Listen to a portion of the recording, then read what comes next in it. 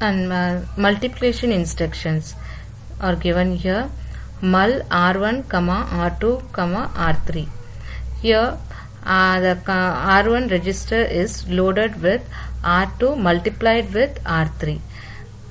Only the least significant 32 bits are returned to R1, that is, it is stored in R1 register.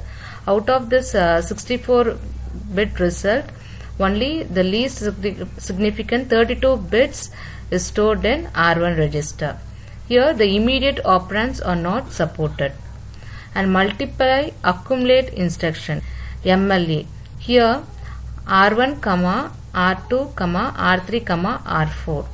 Here R1 register is loaded with content R2 multiplied with R3 and the result is added with R4. Here multiply and addition operation is done.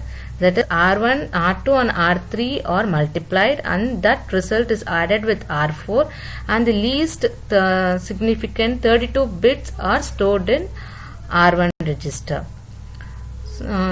Multiplication with 64-bit results is also supported in some versions of ARM, but that is discussed here. Okay. All type of data processing instructions are discussed previously, and now we'll discuss about data transfer instructions. ARM instruction set supports three type of data transfer instructions: single register load and store, multiple register load and store, single register memory swap. Single register load and store is used to load. It is very flexible. It used to load 8 bits, 16 bits and 32 bit content is loaded into the register. All ARM register are of 32 bit. Multiple register load and store is less flexible. Here the register is loaded with multiple words and it is used for high transfer rate applications. And single register memory swap mainly used for system use. Where ARM processor along with operating system, this type of instruction memory swapping is used. Example for this is semaphones. Next, in data transfer instruction, we are going to discuss about single register load and store. Here a thing to be noted, all ARM data transfer instructions use register indirect addressing mode. What is register indirect addressing mode? Here the register will be holding the address and that register will be specified in the instruction. Before any data transfer, some register must be initialized with the memory address. An example is given here: ADRL R1, table. Here table is a label which is used in assembly language programming. So the memory address of the table, it is loaded into R1. So that the content of that R1 is loaded into the register. ADRL denotes address register load. So the memory address of table is loaded to R1 and the value in that memory address is loaded into the register. And some more example, load and store instruction is given here. LDR R0 square bracket R1, STR R0 square bracket R1. Here LDR stands for load instruction. Load is loading into the register, given register, storing from the register.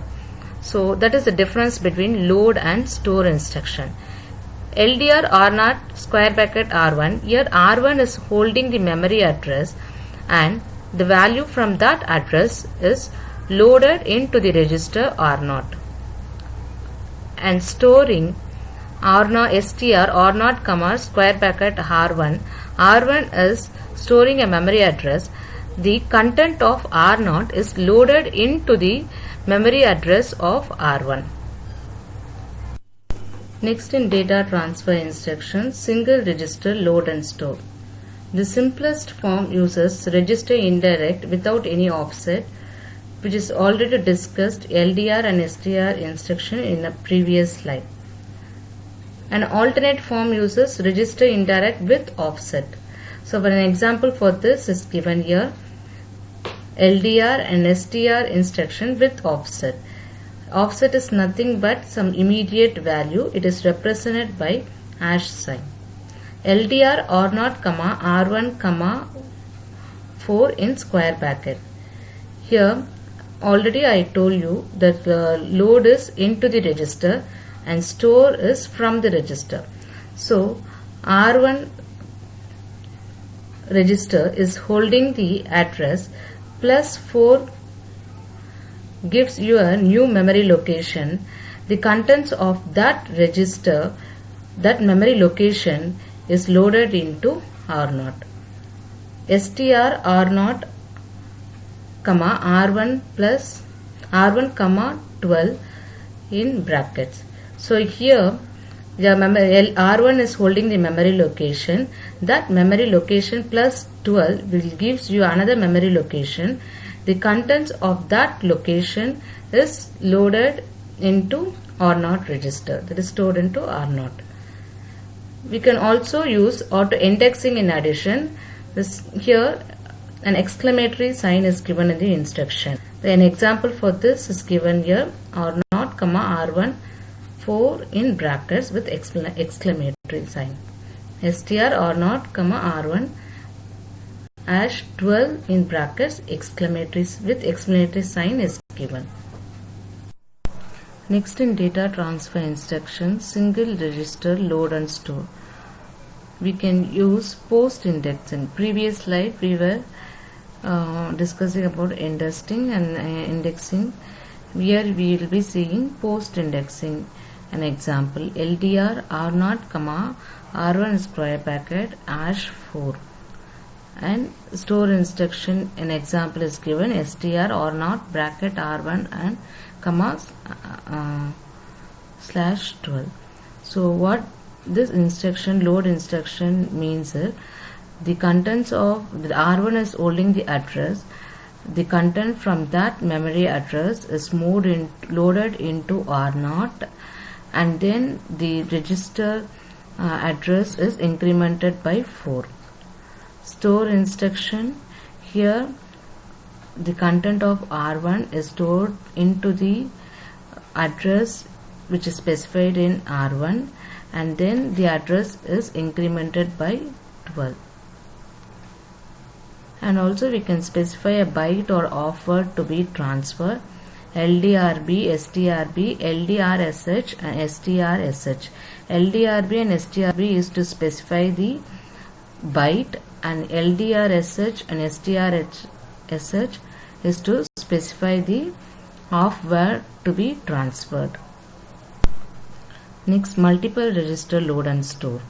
ARM support instructions that transfer between several registers and memory. An example instruction is given here, LDMIA R1, R3, R5, R6.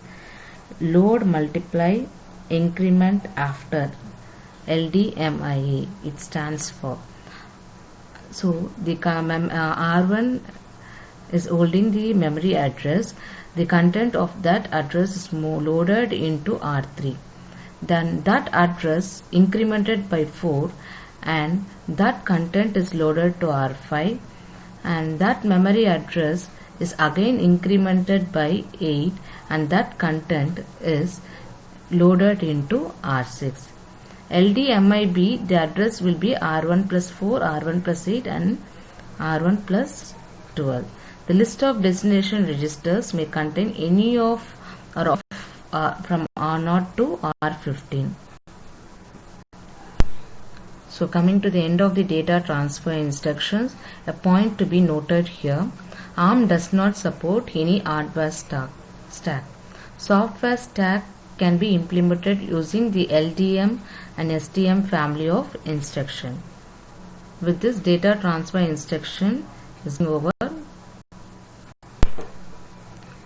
Next, control flow instructions. These instructions change the order of instruction execution. Normal flow is sequential execution. Here, the program counter is incremented by 4 after executing every instruction. There are some of the types of conditional flow instruction which is listed out here. unconditional branch, conditional branch, branch and link, and conditional execution. In control flow instruction, we have unconditional branch instruction. So here B is your unconditional branch instruction. It is followed by target, which is a label. After this instruction, the control of program counter is loaded with the address of the